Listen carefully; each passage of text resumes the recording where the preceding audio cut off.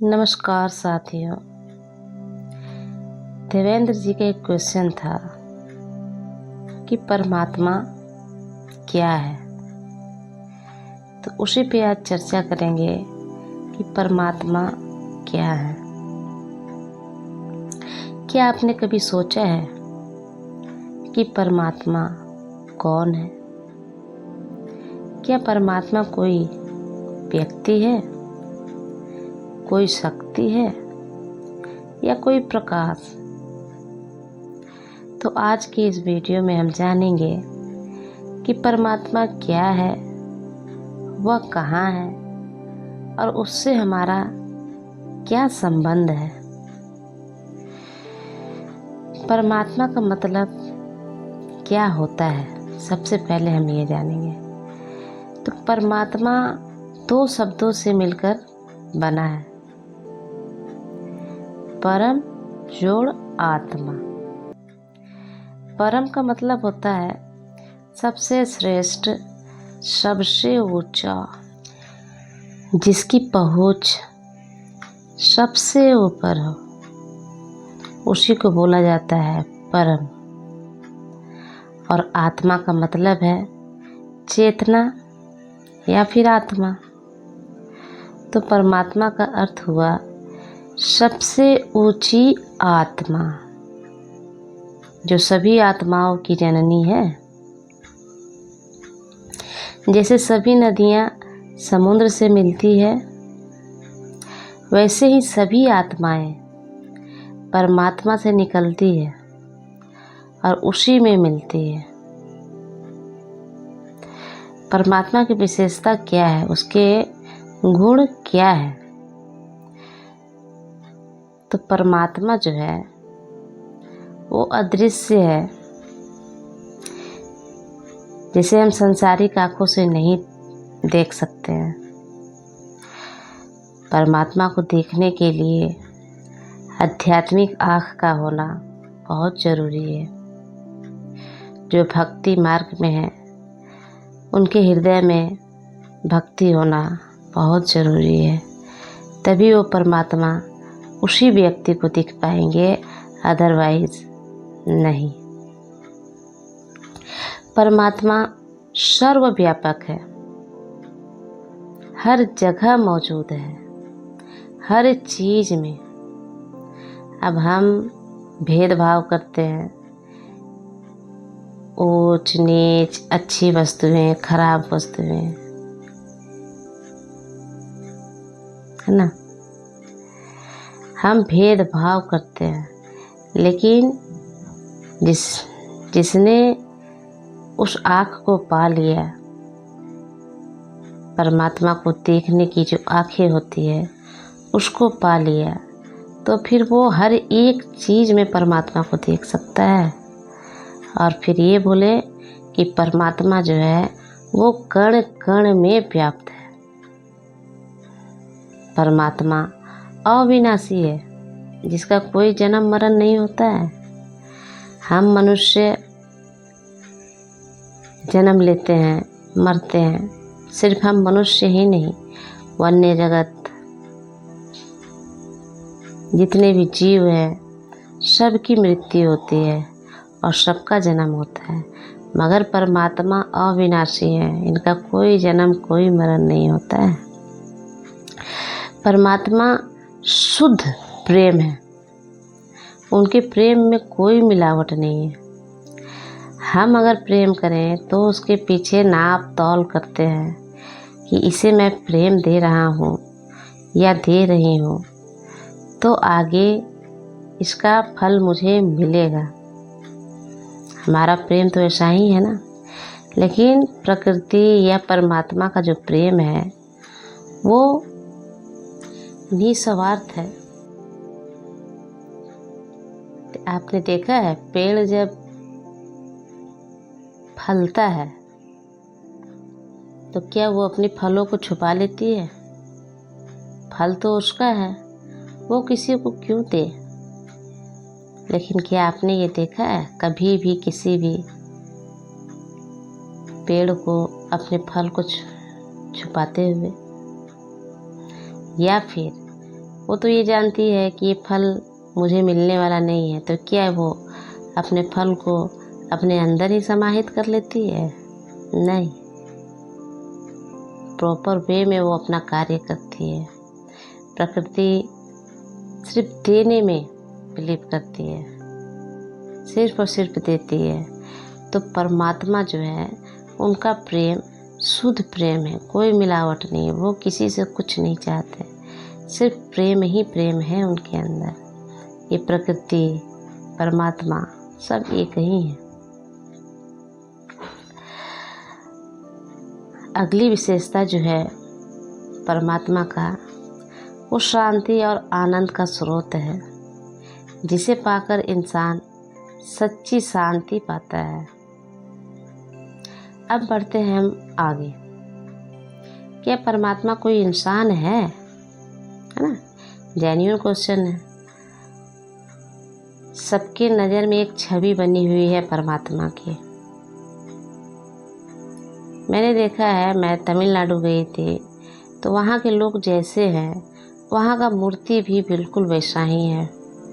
सारे मूर्ति सांवले कलर का, सबके पेट निकले हुए, मुंह वगैरह जो था वो वहाँ के जिस तरह के लोग हैं उसी प्रकार से मूर्ति भी बना हुआ था।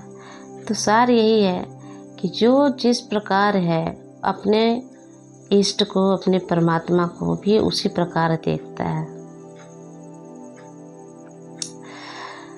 कुछ लोग पूछते हैं क्या परमात्मा कोई पुरुष है या महिला है ना? तो परमात्मा शरीर नहीं है। हम मूर्तियों में खोजते हैं, सत्य है हमें एक शेप चाहिए, एक आकार चाहिए किसी भी चीज़ को देखने के लिए, सुनने के लिए, उससे बातें करने के लिए। निराकार में तो हम बाद में पहुंचते हैं ना, पहले तो हमें आकार चाहिए। तो परमात्मा क्या स्त्री है या पुरुष है? तो परमात्मा शरीर नहीं है, वह एक चेतन ऊर्जा है। मैं बताई थी कि पूरा विराट ऊर्जा से चल रहा है, हमारा शरीर ऊर्जा से चल रहा है। इस जगत में जितने भी कार्य हो रहे हैं सब ऊर्जा से हो रहे हैं। अगर ऊर्जा समाप्त हो जाए तो सब का सब धराशायी हो जाएगा और एक ही जगह स्थिर हो जाएगा। जो रूप और निराकार दोनों हो सकता है। ऊर्जा जो है वो रूप भी हो सकता है और निराकार में भी हो सकता है, कोई दो राय नहीं है। क्योंकि जो भक्त लोग हैं, जो भक्ति मार्ग पे हैं, वो तो कृष्ण को, शिव को, राम को, देवी हैं लक्ष्मी, पार्वती, उनका आकार है और उन्हीं को वो परमात्मा मानते हैं, भगवान मानते हैं। और जो ध्यान के मार्ग पे है, सन्यासी है, योगी है, वो बिना रूप, उनसे पूछिए कि परमात्मा स्त्री है या पुरुष है तो वो बताएंगे कि वो निराकार है, उनका कोई आकार नहीं है, वो कण कण में व्याप्त है ना। तो ये डिपेंड है कौन किस मार्ग से चल रहा है। जो जिस मार्ग से चलेगा परमात्मा उसी रूप में उसे मिलेंगे। अब स्वामी परमहंस रामकृष्ण, इनको माँ काली के रूप में परमात्मा का दर्शन हुआ। लेकिन परमहंस योगानंदा के बारे में अगर जान लीजिए तो उन्होंने क्रिया योग, ध्यान योग के माध्यम से परमात्मा को हासिल किया, पाया। अब अगला पॉइंट क्या है कि परमात्मा कहाँ है? बहुत लोग पूछते हैं परमात्मा कहाँ रहता है ना। हमारे मन में बचपन से ये भावना थी, ये सोच थी कि परमात्मा हमारे ऊपर है, पृथ्वी से ऊपर। और हम बात बात में कह भी देते हैं कि जो होगा ऊपर वाला करेगा, या ऊपर वाला जानेगा। तो हमारे मन में ये होता है कि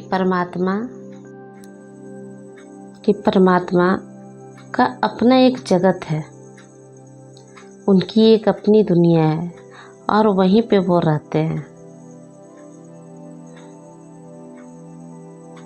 और दूसरी बात कि हम मंदिर में ढूंढते हैं, मस्जिद में ढूंढते हैं, है ना। तो परमात्मा कहीं बंद नहीं मिलेंगे आपको कि मंदिर में गए ताला लगा लिए कि यहाँ पे शिव जी वास कर रहे हैं, यहाँ पे माँ पार्वती का मंदिर है, माँ पार्वती जी रहती है। ऐसा नहीं है, परमात्मा बंद कमरे में मिलेंगे ही नहीं। परमात्मा तो विराट है, वह तो हर जगह है और सबसे ज़्यादा आपके भीतर है। तो इससे एक बात मैं कहना चाहती हूँ कि परमात्मा क्या है। सबसे पहले हम अपने अंदर झांक करके देखें कि क्या जब हम इस धरती पे आए थे उसके पहले हम कहाँ थे, और जब हमारी मृत्यु होगी तो हम कहाँ जाएंगे। हमारे शरीर में ऐसा क्या है जिसके निकल जाने के बाद ये शरीर रह जाता है, निष्प्राण हो जाता है। आखिर क्या है ऐसा हमारे शरीर में। तो जब हम अपने भीतर डुबकी लगाते हैं तो हमें सारे क्वेश्चंस का जवाब मिल जाता है। परमात्मा कौन है, हम कौन हैं, हमारा एग्जिस्टेंस क्या है। तो असल में माने तो हम कोई भी नहीं है, हम एक कठपुतली हैं और हमें कोई और चला रहा है। हमारा कोई भी रोल नहीं है, सब कुछ हो रहा है, बस इतना जान लीजिए। तो परमात्मा जो है वो हमारे अंदर ही व्याप्त है। अब अगला पॉइंट आते हैं कि आत्मा और परमात्मा का संबंध क्या है। हमारे अंदर आत्मा है और इस विराट में परमात्मा है, जो इस संसार को चला रहा है वो परमात्मा है। तो हमारे आत्मा और परमात्मा में संबंध क्या है। तो समुद्र है, समुद्र और बूंद, बूंद हम हैं, समुद्र परमात्मा है। लेकिन हमारे अंदर की वासनाएं हमें अलग कर देती है। हम ये समझ ही नहीं पाते हैं कि हम समुद्र के हिस्सा हैं, समुद्र में मिल जाने वाले हैं। लहर और पानी, पानी के ऊपर जो लहर बनता है वही हम हैं। जैसे दीपक और प्रकाश, ये पूरे विराट में प्रकाश फैला हुआ है और एक दीपक, दोनों का क्या संबंध है। तो जैसे इनका संबंध है बूंद का समुद्र से, लहर का पानी से और दीपक का प्रकाश से, उसी प्रकार परमात्मा और हमारी आत्मा दोनों अलग नहीं है। हमारी आत्मा परमात्मा का ही अंश है। जब हम माया, अहंकार और अज्ञान से मुक्त हो जाते हैं तब आत्मा परमात्मा में मिल जाती है। इसी को मोक्ष कहते हैं, समाधि कहते हैं या फिर ईश्वर की प्राप्ति कहते हैं। मतलब ये है कि हमारे अंदर का जितना भी अवगुण है वो समाप्त हो जाता है, तो हम परमात्मा को देखने के लायक हो जाते हैं और परमात्मा से एक हो जाते हैं। उस समुद्र में हम मिल जाते हैं। समुद्र से अलग तभी है जब तक हमारे मन में, हमारे अंदर वासनाएं भरी हुई है। ज्यों ही वासनाएं और हमारे अंदर की सभी चीज़ें खत्म हो जाती है, हम परमात्मा से एक होने लग जाते हैं। तो परमात्मा क्या है, शास्त्र में क्या कहा गया है, सो सुनिए। भगवत गीता में श्री कृष्ण कहते हैं, मैं हर जीव के हृदय में स्थित हूँ उपनिषद में एक ही परमात्मा सबके भीतर बसा है। सबका जितने भी धर्म हैं, सबका अंततः बिंदु वही है, बस रास्ते अलग हैं या फिर सबके धर्म अलग अलग है, लेकिन पहुंचना और अंतिम जो दृश्य है वो परमात्मा का ही है।